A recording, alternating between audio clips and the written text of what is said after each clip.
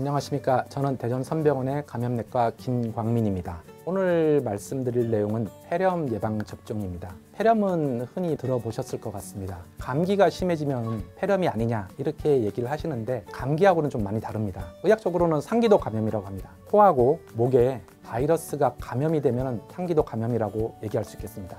그에 비해서 폐렴은 하기도 그리고 세균이 많이 걸리게 됩니다. 특히 세기관지 이하에서 세균이 감염됐을 때 우리가 그것을 폐렴이라고 합니다. 폐렴은 많이 아시겠지만 굉장히 좀 심각한 질환입니다. 우리나라의 사망률 3개를 꼽아보면 1위가 암, 2위가 심장질환, 3위가 폐렴입니다. 그리고 또 많이 걸립니다. 인구 10만 명당 43.3명 정도 걸리는 것으로 되어 있습니다. 많이 걸리고 또 돌아가실 수도 있는 중증도가 있는 질환입니다. 그래서 이 질환에 관련돼 가지고는 굉장히 많은 사람들이 예방할 수 있는 방법이 없는가 생각을 많이 하는데요. 폐렴 예방 접종이 하나의 방법이긴 합니다. 하지만은 아셔야 되는 게 폐렴 예방 접종을 한다고 해서 폐렴이 안 걸린다 이런 건 아닙니다. 그 이유는 폐렴은 여러 가지 균주에 의해서 걸릴 수가 있거든요. 세균도 있지만은 바이러스도 있고요. 또는 진균이라고 해서 곰팡이균이라든지 하다못해 기생충도 폐렴을 일으킬 수가 있습니다. 하지만 그 중에서 가장 많은 것은 세균입니다. 이 세균들 중에서도 우리가 지역사회 획득 폐렴이라고 해서 사회에서 걸리는 폐렴 중에서 가장 많은 균이 폐렴구균이라고 되어 있습니다. 실질적으로 우리 폐렴 예방 접종은 다른 말로 폐렴구균 예방 접종이라고 하는데 이런 폐렴구균이 감염되는 것을 막아주게 됩니다.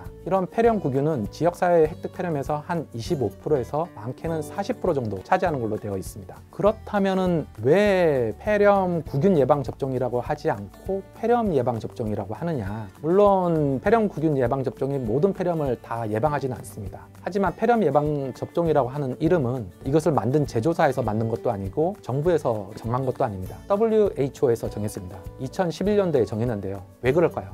그 이유는 폐렴이 무서운 질환이기 때문에 그렇습니다. 많이 걸리고요. 그리고 이것 때문에 사망하시는 분도 많고요. 생존을 하신다 하더라도 후유증이 심각한 경우가 굉장히 많이 있습니다. 그래서 모든 균주들을 다 커버하지는 못한다 하더라도 폐렴 예방 접종을 맞게 되면 어느 정도 효과가 있기 때문에 그리고 실제로 여러 연구에서 이런 폐렴 예방 접종을 줬을 때 폐렴이 줄어들고 사망률이 개선됐다는 그런 연구들이 많이 있기 때문에 이름 자체를 폐렴 예방 접종이라고 명명하게 되었습니다.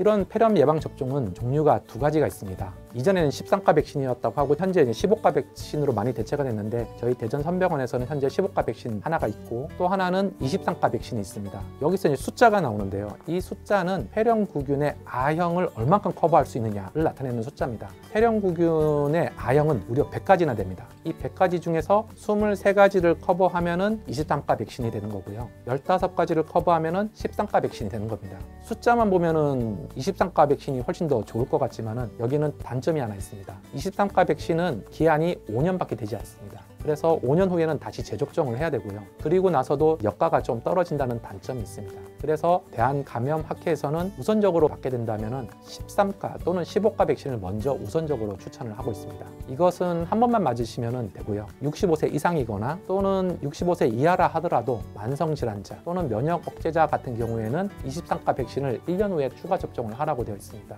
만성질환자라고 생각하면 심장이 안 좋거나 폐가 안 좋으신 분들만 생각할 수 있는데 당뇨가 있다든지 잦은 음주를 하신다든지 흡연자들도 만성질환자에 속하게 됩니다. 이런 폐렴 예방 접종은 여러 가지 연구에서 굉장히 큰 효과가 있다는 것이 증명되었기 때문에 여기에 해당되시는 분들은 꼭 한번 생각을 해보셔야 될 백신입니다. 제가 준비한 영상은 여기까지고요. 저는 대전선병원의 감염내과 김광민이었습니다.